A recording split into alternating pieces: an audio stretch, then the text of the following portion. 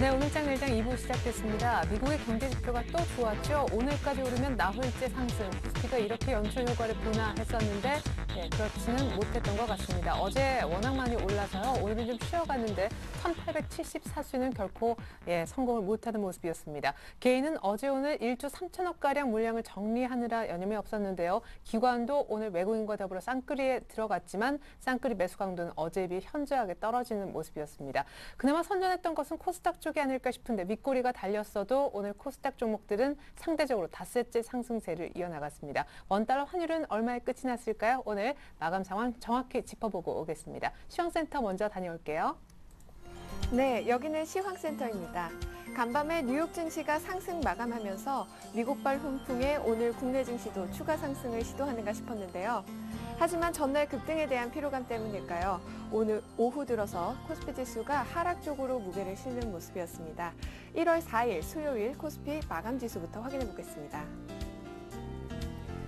오늘 코스피 지수는 보합권 내 공방을 벌인 끝에 아슬아슬하게 지켜내던 1870선을 내줬는데요. 오늘 코스피 마감 지수는요, 어제보다 0.49% 하락한 1866선에서 거래를 마쳤습니다. 이어서 자세한 일주 흐름 확인해 보도록 하겠습니다. 경제지표 호전에 힘입어서 뉴욕 증시가 상승 마감한 가운데 오늘 코스피 지수도 1880선을 회복하면서 오름세로 장을 출발했는데요. 하지만 개인 매물 규모가 확대되면서 지수도 점차 상승폭을 줄여서 결국 소폭 하락세로 전환한 채 1870선을 내주면서 1866선에서 거래를 마쳤습니다. 이어서 자세한 수급 상황 살펴보도록 하겠습니다. 프로그램 매물이 2천억 원 가까이 유입된 가운데 오늘 오후 들어서 투신권과 연기금이 매도로 전환하면서 기관의 매수 탄력이 크게 붙지 못한 모습이었습니다. 오늘 기관은 990억 원 매수했고요. 외국인은 2,400억 원 넘는 매수 우위를 보였습니다. 반면에 개인은 3,500억 원 넘는 매도 우위를 보이면서 거래를 마쳤네요. 이어서 코스닥 마감 지수 확인해 보도록 하겠습니다. 오늘 코스닥 지수는 개인의 매수세에 힘입어서 닷새째 오름세를 보였습니다. 코스닥 마감 지수는요, 어제보다 0.48% 상승한 516선에서 거래를 마쳤습니다. 자세한 일종 흐름 확인해 보도록 하겠습니다. 오늘 코스닥 지수는 어제보다 3포인트 오른 517선에서 상승 출발했는데요. 장 초반부터 개인의 매수세가 유입되면서 꾸준하게 지수 상승을 견인하는 모습이었습니다. 오후 들어서 520선에 안착하는가 싶었는데요. 외국인이 장중 매도 우위로 전환하면서 결국 상승폭을 다소 줄이는 모습이었습니다. 자세한 수급 상황 살펴보도록 하겠습니다. 외국인과 기관이 동반 매도세를 보인 하루였습니다. 외국인이 장중 매수와 매도를 오가는 모습이었는데요. 결국 매도로 전환하면서 54억 원 매도하며 거래를 마쳤습니다. 기관도 역시 280억 원 매도했고요. 반면에 개인은 500억 원 넘는 매수 우위를 보이면서 거래를 마쳤습니다. 이어서 환율 흐름 살펴보도록 하겠습니다. 오늘 환율은 이틀째 내림세를 보였습니다. 어제보다 2원 20전 하락한 1,148원에서 거래를 마쳤는데요. 환율은 미국 경제지표 호조에 따른 뉴욕 증시의 상승 마감을 반영해서 1,145원에서 개파락 출발했지만 이후 수입업체 결제 수요가 꾸준하게 유입되면서 오후 들어 낙폭을 축소하고 1,148원에서 거래를 마쳤습니다. 이어서 코스피 시가총액 상위 종목 살펴보도록 하겠습니다. IT 관련주들이 연초부터 52주 최고가를 기록했습니다. 삼성전자가 장 초반 111만 원으로 52주 신고가를 또다시 새로 썼는데요. 하지만 상승폭을 다소 반납했네요. 108만 원에 거래를 마쳤습니다. 현대차 3인방도 오늘 동반 상승했는데요. 현대차가 22만 3,500원, 현대모비스는 30만 9,500원, 기아차는 6만 8,700원에 거래를 마쳤습니다. 현대중공업은 1% 상승했습니다. 27만 8,500원에 거래를 마쳤고요. 반면에 오늘 은행업종은 하락세를 보인 하루였습니다. 신한지주가 2% 가까이 하락하면서 4만 550원에 거래를 마쳤고요. KB금융도 36,700원에 거래를 마쳤습니다. 하이닉스는 강보합권에서 23,850원에 거래를 마쳤습니다. SK이노베이션도 강보합권에서 15만 500원에 거래를 마쳤고요. S오일은 10만 5천 원에 거래를 마쳤습니다. 이어서 코스닥 시가총액 상위 종목 살펴보도록 하겠습니다. 다음이 2% 하락했습니다. 12만 4,500원에 거래를 마쳤고요. 안철수 연구소는 1.59% 상승하면서 15만 9,900원에 거래를 마쳤습니다. 포스코 ICT도 4% 이상 상승하면서 9,200원에 거래를 마쳤습니다. 서울반도체는 2% 하락했네요. 29,900원에 거래를 마쳤고요. 시젠 역시 2% 가까이 하락하면서 72,500원에 거래를 마쳤습니다. 3S는 1% 상승했습니다. 24,100원에 거래를 마쳤고요. SM은 1.47% 상승하면서 48,200원에 거래를 마쳤네요. 지금까지 시황센터에서 김희선이었습니다. 네, 국책은행 디스카운트 얘기 나오면서 기업은행은 6% 넘게 장중 저점에서 끝났네요. 신저가, 삼성전자도 2% 넘게 밀리면서 딱 5일선까지 조정을 받은 하루였던 것 같습니다. 여의도로 한번 가서 시각 확인해 볼게요. NH투자증권의 김중원 연구위원 만나보겠습니다. 안녕하세요. 네, 안녕하세요. 네, 어제 급등해서 이제 코스피 오늘 좀 숨을 골랐는데 1860선대에서 마무리가 됐네요. 네, 1900선에 다가오면서 부담이 가중되는 걸로 보이는데요. 미 증시 상승 영향으로 국내 코스피 역시 상승 출발했는데 장중 등락을 거듭하다 결국 한 0.5% 하락하며 마감했습니다. 그래도 좀 위안이 되는 부분은 외국인과 기관, 국가단체들 모두 매수세를 유입되었고 다만 이제 개인의 차익 매물이 지속적으로 출회되면서 하락 마감한 걸로 보이는데요. 업종별로 보면 전기가스 같은 경우에 2% 오르고 운수장비, 철강금속, 비금속 광물들도 상승세를 보였지만 말씀하신 것 같이 은행 업종이 4% 내외에서 하락했고 전기전자, 통신, 섬유, 등도 하락을 기록했습니다. 예, 그렇군요. 지표는 계속해서 의외로 좋은 결과를 꾸준히 미국 쪽에서는 또 다른 국가에서도 내보내주고 있는 것 같은데 이제 슬슬 멜케 총리도 복귀할 때가 됐고 그리스도 다시금 좀 수면 위로 시끌시끌하게 떠오르는 분위기입니다. 오늘 하루 쉬고 다시 한번 상승해 줄 수 있을까요? 전망과 전략 부탁드릴게요. 네, 최근에 1월 증시 전망도 내고 해서 조금 당장이라기보다 1월 한 달을 좀 본다는 관점에서 좀 말씀드리겠는데요. 일단 저희 지수 범위를 한 1720에서 1960 정도로 평가하고 있습니다. 연초 기대감이 고조된다면 전고점 수준인 1950을 조금 넘는 수준까지도 갈 수 있을 것 같고 다만 이제 그 유럽발 우려가 다시 부각되고 프랑스 신용 등급 강등 사태 같은 경우에 나타날 경우에는 1720 정도까지 하락할 수 있을 걸로 보입니다. 그래서 1월의 좀 특징을 좀 살펴볼 필요가 있는데요. 1월 같은 경우에 이제 투신권이 한 해를 대비해서 이제 포트폴리오를 조정하는데 매년 초에는 아무래도 당의 성장성이 높은 업종을 중심으로 그 비중을 확대하고 또한 그 당 근처에도 최근 매수세를 보이고 있는 업종 중심으로 오히려 비중을 크게 더 확대해가는 모습을 보이는데요. 12월 이후에 보면 투신권 동향을 보면 하드웨어, 반도체, 디스플레이 등의 업종에 대해서 크게 매수를 하고 있고 비중도 확대하고 있습니다. 이들 업종이 올해 실적 전망도 좋고 또한 더불어서 실적 전망이 좋은 업종을 찾아보면 미디어와 소프트웨어인데 이들 업종은 11월 달까지 투신의 매수세가 좋았는데 12월 다만 조금씩 좀 파는 모습을 보였습니다. 하지만 이들 업종도 금년도 전망이 좋다는 점에서 같이 주목할 필요가 있고요. 말씀드린 것 같이 이제 하드웨어, 반도체, 디스플레이 오늘은 좀 약세를 보였지만 계속해서 투신권 그리고 외국인도 러브콜을 보내고 있다는 관점에서 1월은 우선 이들 업종에 중심적으로 좀 관심을 가지면서 매매를 하는 것이 바람직해 보입니다. 예, IT 업종 삼성전자의 실적에 대한 잠정치 발표가 이번 주 금요일 날 있는데 이걸 기점으로 해서 상승 탄력이 조금 둔화될 수도 있다는 전망이 있었습니다. 오늘 일단은 IT도 조금 매물 소화 과정을 거치는 분위기인데 거기에 대해서는 어떤 의견이십니까? 글쎄요, 실적 잠정 실적 발표 전후에 대해서는 참 시장 반응이 의외일 경우가 많아서요. 오히려 실적이 예상보다 나쁠 경우에는 더 오른 경우도 있고 예상보다 좋을 경우에 더 빠지는 경우도 있기 때문에 어찌됐든 좀 긴 호흡에서 좀 볼 필요가 있고요. 삼성전자 실적 이미 핸드폰은 실적 개선은 계속 되고 있고 반도체도 턴어라운드 될 것 같고 그 외에 이제 그 삼성전자의 그 주력 제품들도 실적이 좋을 걸로 예상이 되는 그런 분위기이기 때문에 일단은 삼성전자를 좀 집중적으로 좀 관심을 가질 필요가 있을 걸로 보입니다. 전반적으로 투신이 포트폴리오를 재편하는 1월 전후해서 지금 IT, 하드웨어 쪽에 참 많이 담겨져 있는 것으로 보인다. 성장성도 좋다는 분석 한번 들어봤습니다. NH투자증권 김중원 연구위원과 함께했습니다. 새해 복 많이 받으십시오. 고맙습니다. 네, 새해 복 많이 받으세요. 감사합니다. 네. 예. 자, 이제 두 분의 전문가와 함께 당장 내일장 어떤 이슈들을 저희가 미리 좀 점검해 볼 필요가 있는지부터 알아보도록 하죠. 메리츠 정금증권 동성은 지점에 계시는 강보경 대리님, 그리고 SK증권 일산지점 신민승 과장님 함께하겠습니다. 두 분 안녕하세요. 안녕하세요. 네. 자, 먼저 두 분이 어떤 이슈를 새해 처음에 이제 출연하셔서 준비를 해 오셨는지부터 확인해 보도록 하겠습니다. 네, 내일장 이슈 크게 네 가지군요. 먼저 첫 번째, 연초를 대비하는 투자자들의 자세는 전략 한번 세워보고요. 두 번째, 좀 전에 잠깐 거론이 됐었는데 삼성전자 실적 잠정치를 발표한다고 하는데 어닝 서프라이즈 기대할 수 있나요? 두 번째 이슈였습니다. 세 번째는요, 대선 테마주. 오늘까지 최근 들어 계속 연말부터 아주 시끌시끌한 부분이 되겠습니다. 어떤 종목을 사면 좋을지. 네 번째 마지막으로 13억 인구가 몰려있는 중국 최대 명절인 춘절 수혜주는까지 알아봅니다. 네, 먼저 연초를 대비하는 투자자의 전략 이 부분 준비해 오신 신민승 과장님과 얘기를 좀 나눠보고 싶은데요. 일단 이런 효과가 있다 없다 말이 좀 많습니다. 또 어제 급등하니까 잠깐 고개를 들었다가 오늘 또 조용하니까 조금 사그라지는 그런 분위기거든요. 예, 뭐 그 부분부터 말씀을 드려봐야 될 것 같습니다.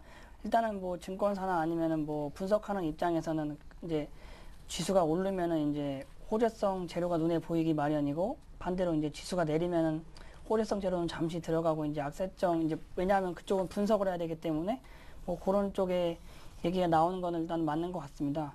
기본적으로 이제 역사적으로 1년부터 제가 2010년까지를 한번 쭉 봤었는데요.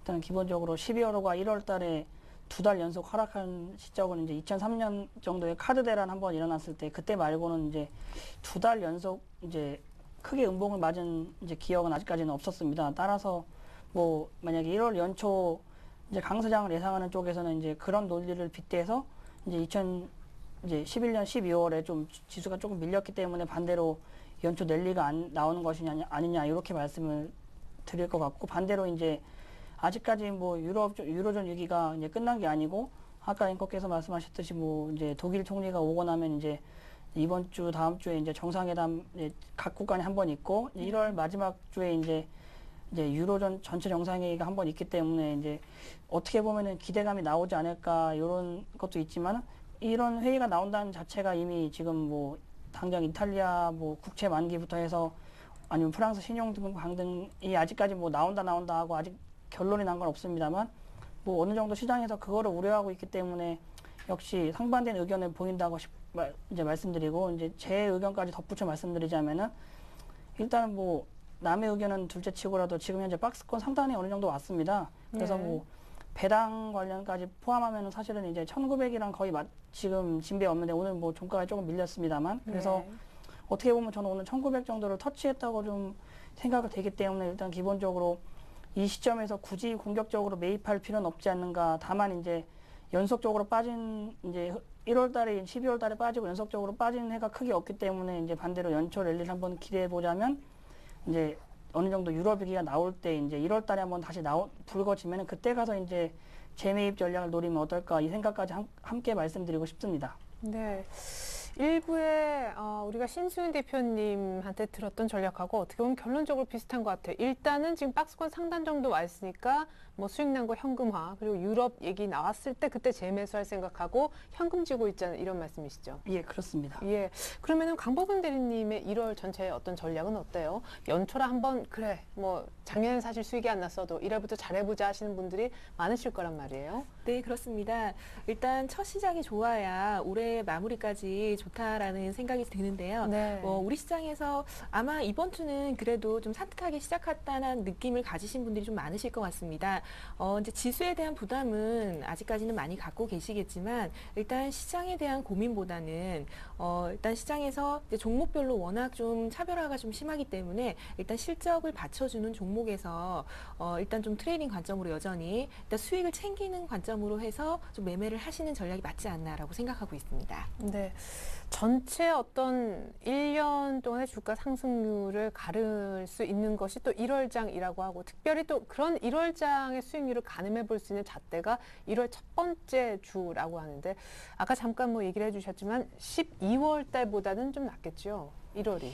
그것 아닌가요? 일단 기본적으로 12월 달에 좀 주가가 음봉이 나왔습니다. 뭐 크진 않지만 어느 정도 음봉이 나왔는데, 그냥 뭐 구체적으로 제 의견을 말씀드리자면은 일단은 12월의 수익률보다는 뭐 1월 연초 대비 1월 연말 수익률이 조금 더 괜찮지 않나 이렇게 말씀을 드리고 싶고, 뭐 구체적으로 조금 더 말씀드리자면은 아까 강보경 대리님께서 언급하셨듯이 이제 업종별 차별화가 지금 뚜렷한 시장이기 때문에 그거에 따른 발빠른 매매를 이제 어느 정도 하신다면은 거기다 초과 수익률까지 얻을 수 있지 않나 이렇게 말씀드리고 싶습니다. 예, 알겠습니다. 일단은 뭐 강보경 대리님도 현금을 좀 챙기면서 짧게 트레이딩하는 쪽으로 그 대상은 실적 호전주다. 다들 현금 챙기는 걸 좀 염두에 두자 하는 얘기가 병행돼서 나오는 분위기네요. 일단 연초 전략 전반적인 큰 그림 한번 그려봤고요. 두 번째 이슈, 많은 분들이 갖고 있든 그렇지 않든 관심 깊은 삼성전자 얘기로 한번 넘어가 보겠습니다. 110만 원을 넘었었죠. 사상 최고가. 오늘 아침도 한번 더 뚫었다가 내려왔는데 오늘 때마침 조정을 받았습니다만은 더 빠질 수 있다는 전략도 일부에 잠깐 좀 나왔습니다. 그래서 지금 사지 말고 조금 사실 분들은 기다려라 이런 얘기가 있었는데 그 얘기를 차치하고서라도 실적 잠정치부터 좀 공개를 해주세요. 지금 증권사에서 얼마 정도 예상하고 있어요? 네, 일단 시장에서 보는 이제 시각과 증권사에서 보는 좀 차별화된 시각을 비교해서 말씀을 드리려고 하는데요. FN 가이드 기준으로 해서 시장에서 보는 관점은 일단 매출액 45조에 영업이익 한 4조 7천억 정도를 보고 있습니다. 근데 지금 시장에서는 좀 어닝 서프라이즈를 좀 기대하는 시각이 좀 많은데요. 전망치를 좀 밴드로 잡아봤을 때 매출이 43조에서 48조까지 볼 수 있고 영업이익은 4조 5천억에서 5조 3천억까지 5조가 넘어간다라는 시각도 나오고 있는 상황입니다. 네. 근데 일반적으로 보셨지만 이제 실적이 발표가 되면 잠정치든 아니면 확정치든 실적 발표를 기준으로 해서 잘 나오더라도 조정에 들어가는 경우를 좀 봤었는데요. 일단 시장에서는 뭐 워낙 신고가를 낸 다음에 이제 기대치가 여기서는 뭐 150만 원 간다라고 볼 수는 있겠지만 그래도 지금 상황에서는 약간은 쉬어갈 수 있는 단계이기 때문에 여기서 뭐 추격 매수는 약간 자제는 하시고요. 하지만 이 어닝 서프라이즈를 기대한다는 부분은 삼성전자에 올해 이제 투자를 늘린다는 점과 같이 접목을 시켜서 일단 관련주까지 계속 관심을 가져야 되는 부분이다라고 해석을 할 수가 있겠습니다. 그 부분은 최근에 뭐 반도체나 스마트폰 관련해서 전 부분이 지금 급성장을 하고 있고 거기다가 이제 연초에 계속 이제 투자를 좀 급격하게 늘리겠다라는 부분이 좀 접목이 됐기 때문에 IT 관련 부품주까지 조금 폭넓게 보시기를 말씀을 드리고요. 한 가지 덧붙여 말씀드리면 IT의 그 업종 시총이 2005년도 이후에 지금 최고치를 기록하고 있습니다. 25%가 지금 넘어가고 있는 상황인데요. 이 부분은 시장이 아직까지 주도주가 IT라는 부분을 말씀드리고 지수의 조정까지 같이 연관해서 보신다면은 만약에 삼성전자가 여기서 쉬게 되면 지수도 어느 정도 약간 조정이 나올 수가 있습니다. 그 부분을 삼성전자는 시장이다라는 같은 관점을 보시면서 일단 매매에 임하시는 게 좋겠습니다. 네. 삼성전자 실적 가이던스를 앞두고 있는 시점에서 대체적으로 좀 서프라이즈한 쪽으로 예상치가 나오고 있는 분위기인데 만약에 IT 종목이 없어서 혹은 이미 팔았는데 다시 한번 사보고 싶은 분들께 이번 주 금요일 날 이제 삼성전자 실적 가이던스가 나오잖아요. 언제쯤이 좋을까요? 전후로 나눈다면? 일단 삼성전자 실적 발표 이후에 조금 더 확실해지고 나서 매매를 하시는 게 좋겠습니다. 네. 뭐 시장에서 실적 발표 이후에 재료 노출에 따라서 뭐 차익 매물 가능성이 있지만 불확실성이 좀 많은 대외 여건이 지금 가만히 됐을 때 일단 여기서 만약에 실적 발표 이후에 조정이 나온다면 앞으로 숨고르기를 하고 다시 올라갈 가능성은 여전히 충분해 보인다고 지금 생각이 듭니다. 거기다가 뭐 춘절 효과도 있는 데다가 올림픽 특수, 그러니까 IT 업종에는 전반적으로 좀 우호적인 분위기가 형성이 돼 있는 상황이기 때문에 만약에 시장에서 조정이 나온다면 삼성전자든 아니면 관련주든 조정을 이용해서 비중을 늘려가시는 게 맞지 않을까라고 생각하고 있습니다. 네. 앞서서 김주원 연구위원도 일단 뭐 실적 잠정치가 어떻게 나올지 반응도 참 다양해서 알 수는 없다 했지만 전반적으로 중기적으로 IT는 좋다 했고요. 특별히 우리 강보경 대리님은 삼성전자 실적 가이던스 나온 다음에 IT주 신규 매수 조금 더 확실한 데이터를 보고 들어가는 것이 나을 수 있다는 팁까지 전해 들어봤습니다. 세 번째 이슈 어떻게 보면 가장 궁금해하실 수도 있을 것 같아요. 삼성전자가 비싸서이기도 하지만 워낙 잘 급등을 해서이기도 합니다. 대선 테마주 얘기해보죠. 뭐 긴 말 필요 없을 것 같아요. 안철수 연구소도 곧바로 하루 만에 반등하고 어떤 대선 테마주가 제일 좋나요? 예, 일단 오늘 제가 대선 테마주를 뭐 여러 개 갖고 왔는데 뭐 구체적으로 말씀을 드려보겠습니다. 뭐 매매 요령도 물론 들어가 있을 뿐더러 뭐 이제 뭐 이때까지 뭐 예를 들면 박근혜주 관련주, 뭐 안철수 관련주, 뭐 어떤 종목이 있는지 또는 이제 심지어 오늘 우스갯소리로 제가 하나 말씀드리면은 아이투주가 아닌데 제가 갖고 있는 종목도 있고 고객도 오늘 전화가 우리 현장에서 왔습니다만은 네. 왜 상한가 간지를 모르는 분이 몇 분 계십니다. 근데 알고 보면은 뭐 그 기업이 실적이 좋아 상한가가 가는 게 아니고 그 대선 관련주로 엮이면서 단번에 이제 상한가가 간 건데 이제 그런 분들도 이제 요즘에 많이 계시는 거 보면은 역시 오늘 상한가 간 것 중에 상당수가 뭐 대선 관련주가 아닌가 싶기도 하고 궁금해하시는 분들이 많을 것 같아서 네. 제가 이제 자료를 보면서 조금씩 설명을 드려보도록 예, 하겠습니다. 그러니까 상한가를 한번 맛을 보고 싶으면 일단 대선 테마 어딘가에 내 종목에 끼워야 되는군요. 예, 뭐 물론 이제 저나 이제 제 고객들이 투자한 게 이제 대선 테마주를 꼭 투자한 건 아니지만은 결론적으로는 대선 테마주로 엮이면서 이제 급등이 나왔기 때문에 오늘 겸사겸사해서 한번 말씀을 드려보도록 하겠습니다. 네, 저 신민승 과장님 굉장히 재밌는 게 이 정면에서는 이게 안 보이는데 저 측면에서 카메라가 잡으면 뭔가 보이거든요. 아, 알겠습니다. 예, 예. 뭔가 되게 독특한 거 갖고 나오셨는데 뭐예요? 우선 제가 이제 준비한 건 아이패드인데 예. 아이패드로 이제 좀 제가 자료를 몇 개 갖고 와서 아, 특별히. 예, 겸사겸사 이제 같이 보도록 하겠습니다. 예, 설명해 주시죠. 예, 우선 이제 박근혜 관련 테마주부터 설명을 드리면은 박근혜 관련주 이제 기본적으로 이지와 동양물산으로 이제 흔히 나눌 수 있겠습니다. 뭐 자막에도 지금 나오고 있는데 이제 빨간 글씨로 나온 게 이제 가장 대표적이라고 볼 수 있고 네. 나머지 종목들도 뭐 있긴 있지만 우선적으로 이제 이지부터 이제 차트를 보면서 설명을 드려보도록 하겠습니다. 네, 오늘 성 풀렸네요. 예, 뭐 오늘 예. 이제 상한가에 장중에 갔다가 뭐 마지막에 이제 꼬리를 달고 쭉 내려온 모습입니다만 이제 이지 같은 경우는 이제 매매하실 때 이제 여기 차트 보시면은 거래량이 이제 쭉 없다가 어느 정도 거래량이 붙기 시작하는 부분이 있습니다. 그래서 기본적으로 매매하실 때는 이제 이런 대선 테마주는 반드시 거래량이 수반이 되어야지 이제 올라가기 마련이기 때문에 거래량을 눈여겨 보시는 게 좋겠고 어느 정도 이제 대선 또 올해가 2012년이 대선이 관련된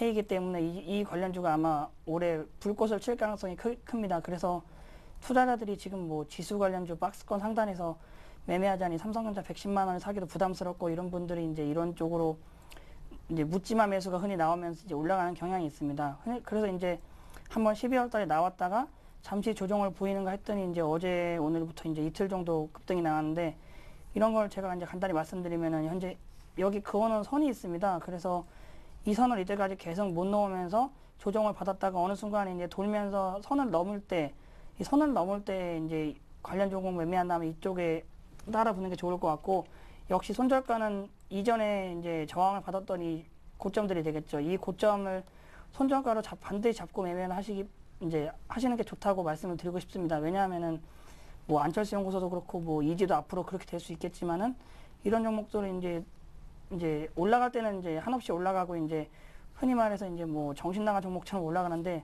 내려갈 때도 이제 뭐 역시 정신 없습니다. 뭐 하한가도 나올 수 있기 때문에 뭐 그러다가 망연자실로 이제 가만히 놔두면은 이제 손실 금액이 엄청나기 때문에 이런 종목을 매매할 때는 반드시 이제 내가 얼마 정도 내려오면은 끊고 가겠다 이 정도를 반드시 설정해주면 좋겠다라는 취지에서 말씀을 한번 드려보고요. 그럼 이지는 사기는 좀 늦었네요. 7만 원이 안 깨지는 얘기를 하고 있는데 지금 8만 원이잖아요. 그래서 이지는 일단은 뭐 제가 볼 때는 약간 매수권은 지금 지나갔다고 보고 대신에 이제 매수권을 아직도 매수권인 거는 제가 조금 이따 다시 설명을 네네. 추가적으로 드리도록 하겠습니다. 그리고 이제 박근혜 관련주에 이어서 이제 안철수 관련주가 있습니다. 이제 안철수 관련 대표적인 종목은 당연히 안철수 연구소가 되겠고요. 네. 안철수 연구소는 이제 뭐 저도 매매를 해봤고 많은 시청자분들께서도 뭐 매매 한 번씩은 해보지 않겠나 생각이 들었는데 지금은 어떻게 보면 매수권을 많이 지났습니다. 그래서 지금부터는 이제 뭐 있는 투자자께서는 당연히 이제 느긋하게 이제 수익을 언제 매도할까를 결정할 타이밍이지 신규로 들어가기엔 조금 늦었다고 보고 이제 관련주로 이제 솔고바이오라는 주식이 하나 더 있는데 차트는 이제 요거는 생략하겠습니다만 솔고바이오 역시 매매하실 때 이제 안철수 연구소가 부각될 때 조금 이 주식은 너무 늦지 않았나 싶으면 솔고바이오도 한번 관심을 가져보면 어떨까 말씀을 드리고 싶고요. 이제 그 밖으로 이제 대선 주자들 관련해서 이제 문재인 관련주랑 손학규 관련주가 있는데 네. 문재인 관련주는 이제 우리들 생명과학이라 그래가지고 최근에 조금 올라가기 시작하고 있습니다. 한번 차트를 보면서 설명 같이 드리겠는데요. 우리들 생명과학도 지금 이제 차트 보시면은 이렇게 횡보를 하다가 거래가 조금씩 늘어나면서 여기 990원까지 한번 갔다가 이제 어느 정도 거래가 990원에서 고점에서 터지면서 이제 밀려 내려왔다가 이제 다시 재차금 이제 거래가 붙기 시작하고 있습니다. 아마 오늘 상한가 마감했기 때문에 내일은 이제 어떻게 보면은 990원이 아니고 1,000원을 넘어서 시작할 가능성도 있는데, 근데 이런 경우는 이제 언제 매수를 하냐 그럼 역시 이제 전에 고점인 990원을 이제 저 같으면 이제 990원을 손절 라인으로 잡고 뭐 1,000원이 넘었을 때 오히려 매수하면 어떨까 이런 생각도 좀 들고 있고, 대신에 이런 종목들은 이제 급등락이 심하기 때문에 손절매 관련해 가지고는 반드시 지켜줘야 될 부분도 한꺼번에 말씀을 드리고 싶고요. 네. 마지막으로 이제 문재인 관련주에 이어서 손학규 관련주도 있습니다.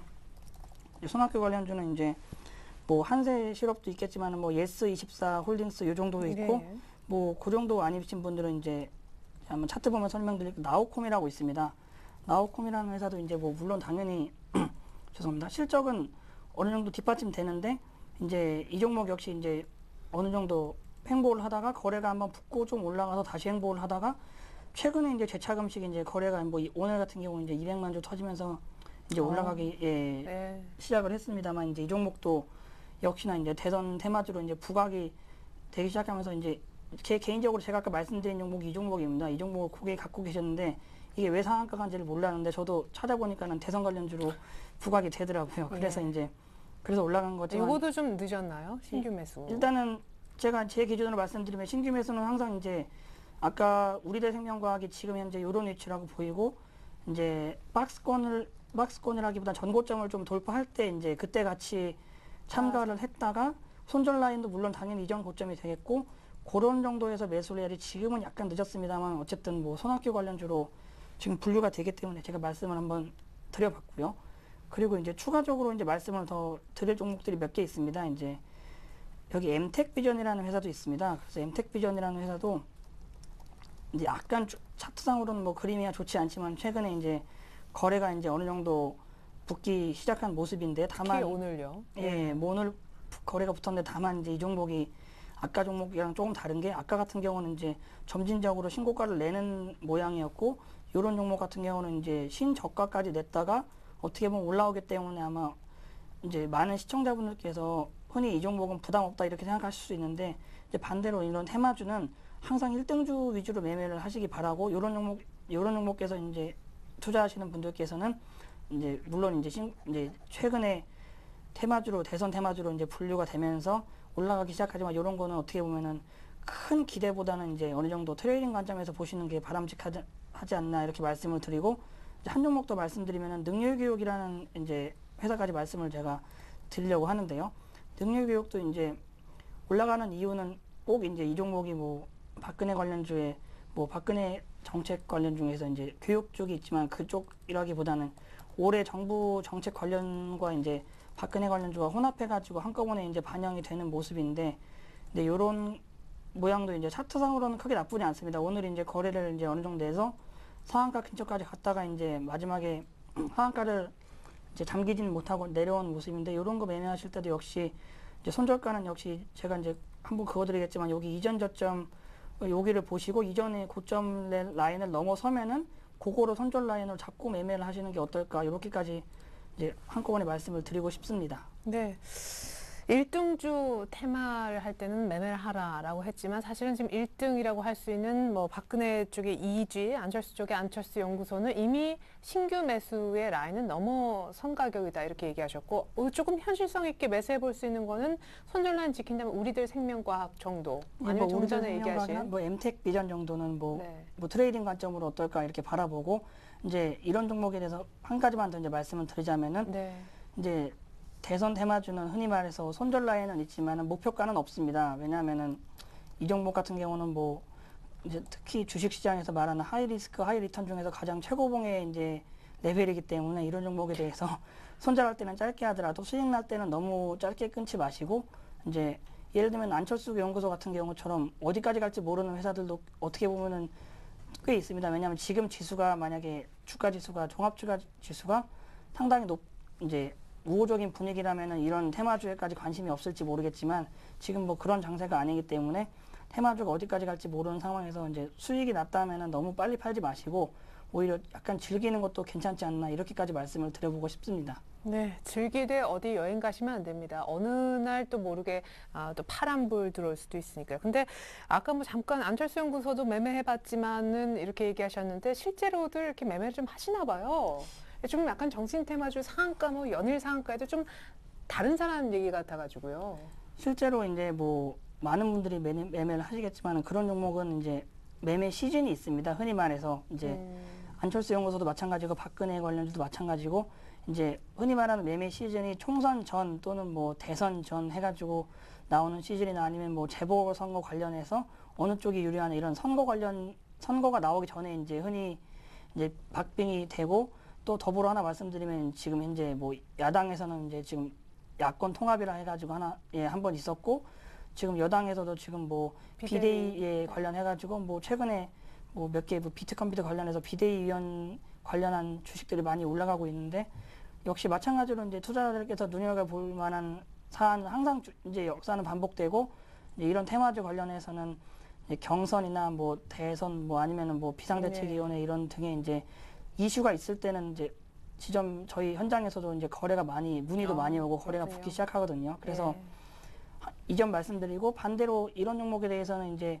낙폭이 과대하다고 해서 매매하는 건 조금 어렵습니다. 왜냐하면은 이런 테마는 거품으로 올라가기 때문에 반대로 이제 빠지기 시작할 때는 대기 매수세가 우량주처럼 대기 매수세가 있는 게 아니고 그냥 하염없이 빠지는 경우가 많기 때문에 이제 이것까지 투자자들께서 참고하셔서 주의를 해주셨으면 좋겠습니다. 네, 이렇게 해서 오늘 특별히 연두색 아이패드 커버까지 씌워오신 우리 신민송 과장님이 준비한 대선 테마주를 일단락을 좀 지어보겠는데요. 이지와 안철수 연구소 신규 매수는 늦었다는 얘기가 아직까지 기억에 남고요. 우리들 생명과학, 엠텍비전이라는 두 종목 손절가 확실하게 잡는다면은 지금 매수는 가능하다. 트레이딩 관점에서 이렇게 좀 정리를 해보겠습니다.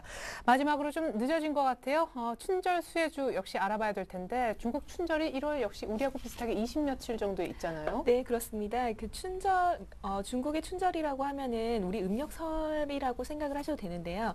1월 22일부터 1월 28일까지입니다. 하지만 그 양쪽으로 주말이 껴있기 때문에 이틀이 더 플러스 된다고 생각하셔도 될 것 같은데요.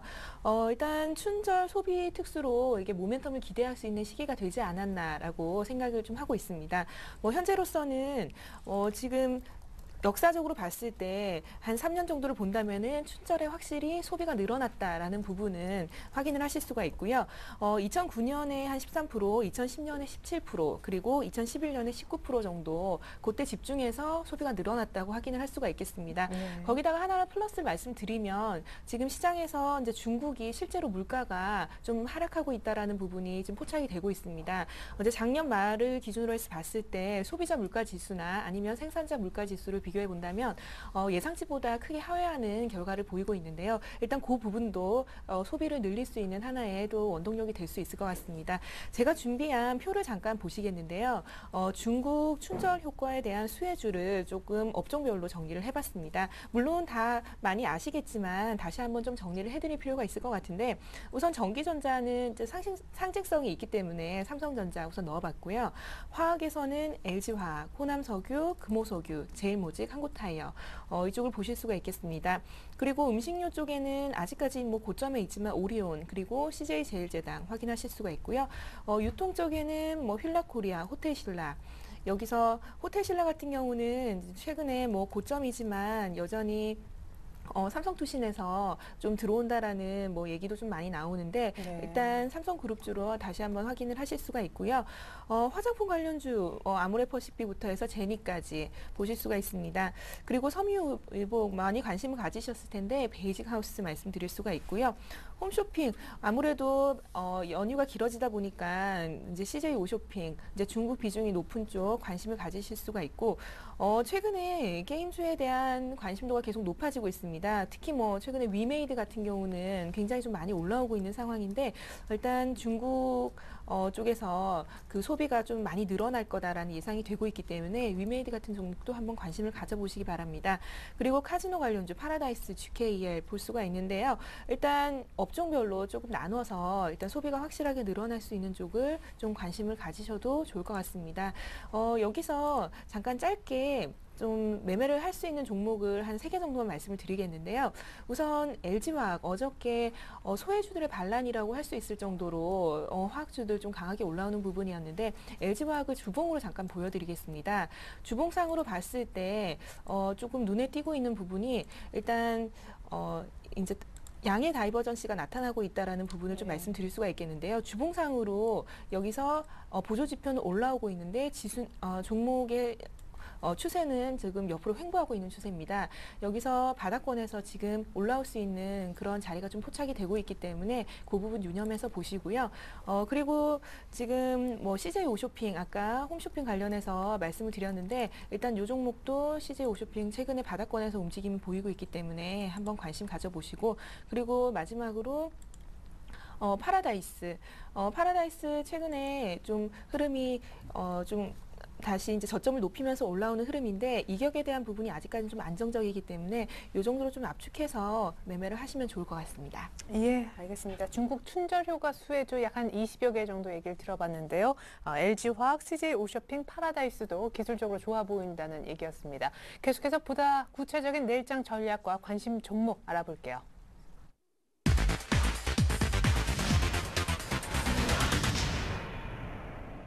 네, 좀 전에 중국 춘제료가 수혜주 분석해 주신 강보경 대리만의 내일장 전략이 있을까요? 지수는 여전히 박스권이라고 생각이 듭니다. 제가 계속 박스 말씀을 드리는데 어느 정도 밴드를 잡을 수 있냐면 1750부터 1930포인트까지 말씀드릴 수 있겠습니다. 여기서 하단으로 제시하는 1750포인트는 유럽발 위기가 만약에 나왔을 때 다시 한번 터치를 할 수 있는 포인트라고 볼 수가 있겠고요. 예를 들면은 뭐 신평사에서 프랑스 신용등급을 하향한다던가 그런 얘기가 나오면은 1750포인트 볼 수 있는 자리라고 보입니다. 이번 주에 이제 1월 들어서 외국인이 한 4,800억 가량을 매수를 했는데요. 기관도 물론 더 많은 물량을 매수를 했지만 외국인의 수급이 꾸준히 들어오는지 한번 확인을 하실 필요가 있어 보이고요. 트레이딩 시각 계속 유지하도록 하겠습니다. 수익이 나면 챙기는 전략으로 조금 짧게 보시기 바랍니다.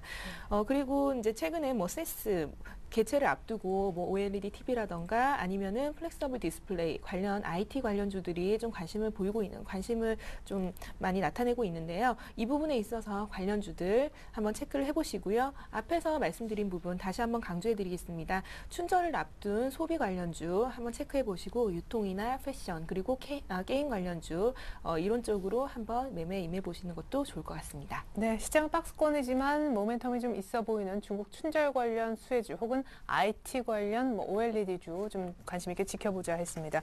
잠시 후에 뭐 어떻게 보니까 겹치네요. 중국 춘절 수혜주이기도 하고 뭐 OLED 종목이기도 하고 제일모직 부여하고 계신 강보경 대리의 관심 종목과 기존 포트폴리오 수익률 보면서 AS도 받아보겠습니다. 조금 기대를 해주시면 좋겠고요. 이번엔 아까 정책 테마, 뭐 대선 테마 거의 뭐 조금 격앙된 목소리를 또 소개를 해주셨던 우리 신민수 과장님의 전략은요. 예, 우선 아까 강보경 대리님께서 박스권 말씀하셨는데 그 부분에 전적으로 동의를 하고 네. 추가적으로 이제 뭐 차트 보시면서 간략히 설명을 하나 해드리면은 현재 지수가 121선 이제 여기 파란 선이 121선인데 121선 차트가 나오지 않습니다만 여기 121선 근처까지 지금 어느 정도 지수가 도달해 온 상황에서 네. 121선은 내려오고 있고 어떻게 보면은 뭐 나머지 이평선들은 조금 뭐 올라오고 있는 모습입니다만 경기선인 121선을 넘으려면 이제 유로존이나 뭐 이런 금융 리스크나 뭐 불확실성이 좀 없어야 되는데 그럴 것 같지는 못하기 때문에 일단 지수 민감주나 대형주 위주 투자보다는 뭐 꼭 내일장 전략 안 해도 뭐 다음 주까지 보더라도 모멘텀이 있는 종목 또는 뭐 최근에 이제 내년 같은 경우는 올해 대선이 있기 때문에 마지막으로 뭐 정부에서 할 수 있는 정책이라고는 뭐 건설 관련 정책이 나올 수도 있습니다. 그래서 뭐 건설 관련주, 일부 건설 관련주 또는 뭐 대선 테마주는 뭐 타이밍 맞춰 하시면 되겠지만 중소형주 위주의 트레이닝이 바람직하지 않나 이렇게 말씀을 드려보고 싶습니다. 예, 알겠습니다. 다들 뭐 비슷한 얘기네요. 박스권, 중소형주 트레이딩. 어쨌든 방망이는 짧게 잡아야 될 것 같습니다. 강보경 대리의 관심 종목 있는지 알아보고 싶은데 중국 춘절 관련 뭐 소비주 하나쯤 나올 법해요. 네, 정확하게 보셨습니다. 오늘 가지고 온 종목은 휠라코리아라는 종목입니다. 앞에서 제가 뭐 이 부분은 종목 먼저 짚어주는 종목에서 살짝 빼고 넘어갔는데 네. 후반에 자세하게 설명을 드리려고 일단 가지고 온 거고요. 뭐 이 종목 많이 아시겠지만 그 휠라라는 브랜드를 갖고 있는 종목입니다. 이 종목은 일단 2012년을 한번 기대를 해봐도 되는 종목인데 왜냐하면 일단 기존의 이 종목은 기존의 경기 침체 시에 오히려 마켓 쉐어를 넓혔던 그런 전력이 있기 때문에 일단 회사는 일단 탄탄하고 위기 시에 더 크게 성장한다라는 부분을 말씀을 드릴 수가 있겠습니다. 그리고 그 골프 용품 글로벌 탑 업체인 아큐시네트라는 회사를 인수하면서 레벨업을 기대를 할 수 있는 단계까지 왔고요. 그리고 중국이나 아시아 시장 성장 잠재력이 계속 커지고 있다라는 부분, 일단 시장이 계속 확대되고 있다라는 부분을 좀 기대를 해보시기 바랍니다. 그리고 이 자회사를 인수하면서 불확실성이 올해로 좀 해소가 되는 상황이고요. 일단 이 부분에 있어서 일단 내년에 그러니까 실적과 주가가 계속 이제 모두 최저점에서 턴어라운드하는 국면이다라고 해석을 하면서 일단 좀 긍정적으로 해석을 해보시기 바랍니다. 밸류에이션은 일단 올해 2012년 기준으로 해서 PER 10배 정도로 아직까지는 그래도 동종업계 대비해서는 싼 상황이고요. 다른 동종업계가 11배에서 12배 정도 나온다고 가정을 했을 때는 2012년 실적이 일단 밸류에이션 상으로는 많이 매력적이다라고 볼 수가 있겠습니다. 차트를 보면서 매수 가격만 간단히 말씀을 드리겠는데요.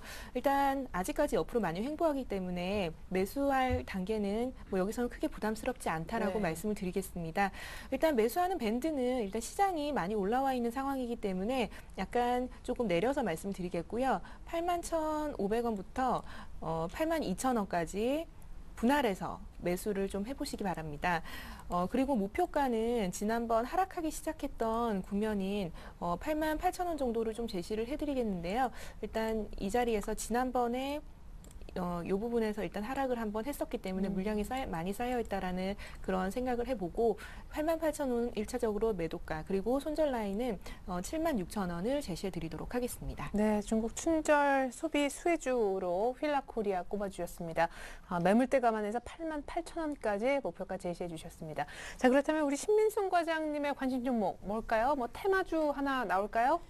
이번 주 관심 종목은 제가 구체적으로 정하진 않았습니다. 예. 그 이유는 조금 이따가 이제 오늘 AS 때 말씀드리겠지만은 저는 일단 박스권 관련 대응에 충실하자 이렇게 말씀을 드리고 싶기 때문에 따로 준비는 해오지 않았고 오늘 이제 기존에 이제 가지고 있는 종목도 전량 매도를 지금 계획하고 있어가지고 다음 주에 이제 전량 매도한 후 다음 주에 이제 괜찮은 종목 있으면 오히려 비중을 높여서 한번 말씀을 드려보도록 하겠습니다. 네, 아까 처음에 또 그런 얘기 하셨던 기억이 이제 막 다시 드는데요. 그러면은 우리 신민순 과장님 기존 포트 보면서 먼저 AS를 좀 받아보도록 하겠습니다. 자, SK증권 일산지점 신민순 과장님 기존 포트폴리오를 좀 보고 싶은데요. 네, 드디어 나오는군요. SK케미칼, 코스파이티, 애경유와 금호타이어 종목 4개 각 20%로 현금 5분의 1가량 되는 포트였었습니다. 누적 수익률을 집계를 해보니까요. 네, 전량 매도 혹은 이익 실현. 어쨌든 결론은 네 종목 다 빼겠다는 의견이신데 지금 유증설 나온 게 금호타이어고 SK케미칼은 조금 지루합니다만 코스파이티가 그래도 삼성전자발 해서 힘이 좀 좋고 애경유화가 박스권을 탈출하는 것 같은데 이 종목마저도 빼겠다라고 하시네요. AS 시작해 주시죠. 예, 우선은 뭐 오늘 전량 매도하기 때문에 뭐 수익이 나건 뭐 손절매를 하고 한꺼번에 말씀을 드리겠습니다. 네. 일단은 뭐 이제 구체적으로 오늘 아까 말씀드린 이제 그 애경유화부터 말씀을 드리겠습니다. 왜 이걸 박스권을 돌파하는데 이거를 파냐 이렇게 말씀을 드렸는데 차트 보면서 설명을 드리면은 뭐 기본적으로 오늘 박스권을 좀 돌파하고 양봉이 나왔으면 좀 더 좋았겠지만은 오늘 거래가 약간 있는 음봉이 나온 경우도 있습니다. 뭐 구체적으로 말씀드리자면 오늘 이런 위치에서 뭐 지수가 부담이 없으면 오히려 좀 잘 나갈 위치이긴 한데 뭐 그런 위치가 아니라서 일단은 지수 부담이 있기 때문에 일단은 박스권 대응해서 전량 매도를 말씀드렸고요. 금호타이어 같은 경우는 역시 뭐 비슷한 논리이긴 합니다만 이제 오늘 이제 어제 나왔죠. 뭐 3,000원 정도 유상증자 얘기가 나온다는 뭐 말로 인해서 이제 뭐 지수가 조금 종목이 좀 수익률이 안 좋아서 저도 이제 좀 아쉬운 부분이긴 합니다만 이제 수익이 난 종목과 손실이 난 종목을 저는 이제 한꺼번에 파는 이런 전략을 많이 취하고 있습니다.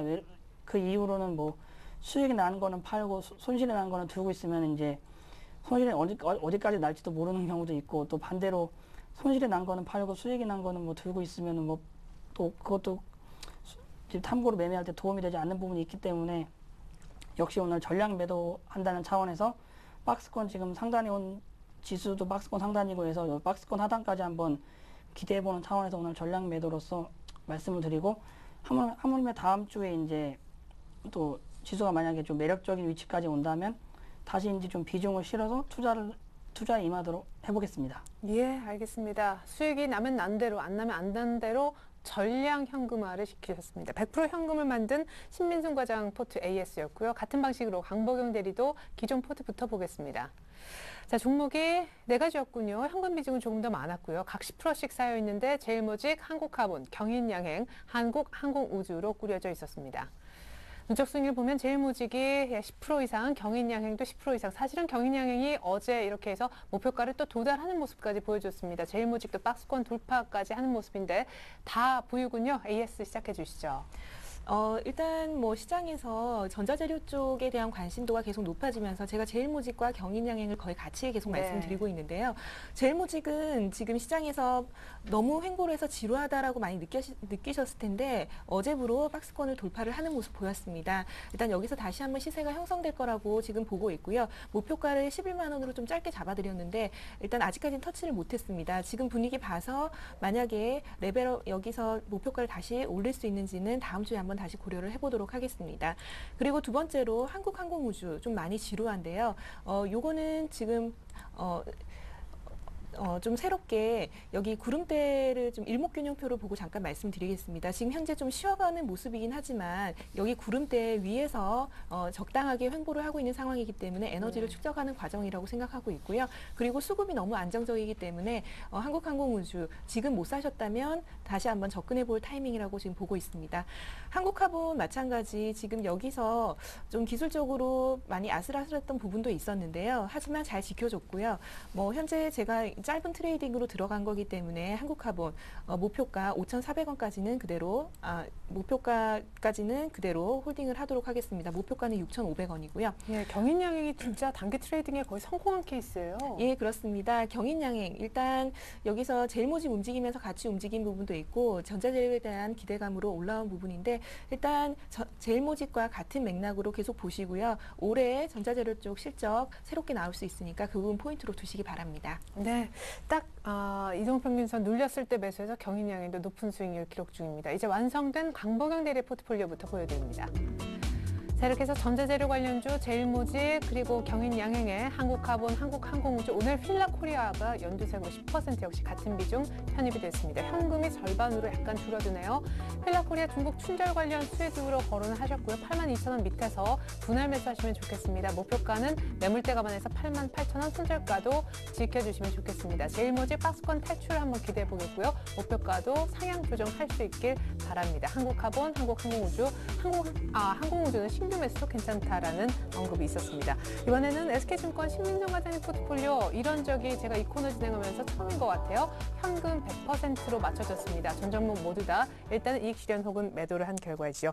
네, 지금까지 메리츠정금증권 강보경 대리 그리고 SK증권 신민승 과장님과 함께했습니다. 두 분 말씀 고맙습니다. 감사합니다. 네, 코스피 어제 한 50포인트 가까이 급등하더니 오늘 9포인트가량 소폭 조정받으며 숨을 골랐습니다. 내일 추가 상승을 다시 한번 기지개를 켤 수 있을지 모르겠네요. 전 내일 다시 옵니다. 고맙습니다.